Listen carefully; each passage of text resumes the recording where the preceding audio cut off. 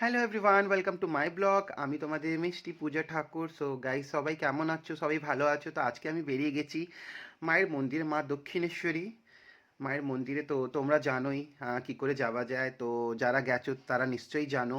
আমি এখন বেলুমঠ ক্রস করে ফেললাম, কেন কি আমাকে বেলুমঠ থেকে যাওয়ার ছিল, বাট আমি এসছি এখন বেলু বাজারে মিষ্টি দিতে।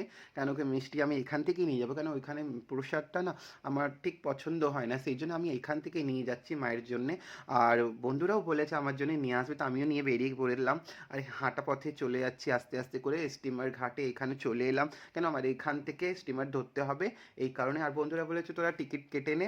আমি টিকিট কেটে নিলাম 5টা, ওরা এখনও আসেনি। তো আমি ওয়েট করছিলাম অনেকক্ষণ, তারপরে ওরা এসছে, তারপরে আমরা লঞ্চে উঠলাম। এই দেখো কি সুন্দর ভিউ না, কি ভাল লাগছে না?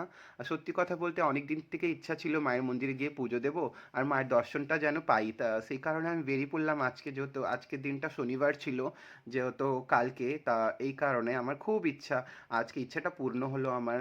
মায়ের মন্দিরে গিয়ে আর মায়ের দর্শন পেয়ে। আর দেখতেই পাচ্ছ কত ভিড় আছে, মানে এত ভিড় মানে বোঝা যাচ্ছে না, মনে হচ্ছে দুর্গাপুজো ঘুরতে বেরিয়েছে। আর তারপরে বন্ধুদের আমার সাথে আলাপ করে নাও, আমার বন্ধুর সাথে আঙ্গাদ আর প্রদীপ দুজনে সাথে আছে, আর ওর বাচ্চাও রয়েছে। আঙ্গাদের একটা ছেলে একটা মেয়ে। তো খুবই ভালো লাগছে, সবাই সাথে যাচ্ছি আর মায়ের দর্শনটা পাবো, সেই কারণে এবার ধীরে ধীরে করে আমরা এগোচ্ছি। কেন কি আমরা এবার নামবো, স্টিমার থেকে নেবেই এবার আমরা হাঁটা পথে যাব।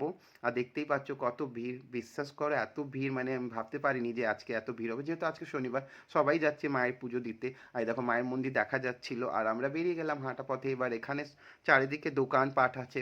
তা আমি তো কিছু কেনাকাটা করি না, আমার এমনি ভাল লাগে না কেনাকাটা করতে। এবার দেখো মায়ের মন্দিরটা দেখা যাচ্ছে না, কি সুন্দর লাগছে না লাইটিং দিয়ে সাজানো। এবার হাঁটা পথে বেরোচ্ছি, আস্তে আস্তে আস্তে আস্তে এগিয়ে গেলাম। মোবাইল পার্স সব জমা দিতে হয়, কেন কি ভিতরে মোবাইল এলাও নেই।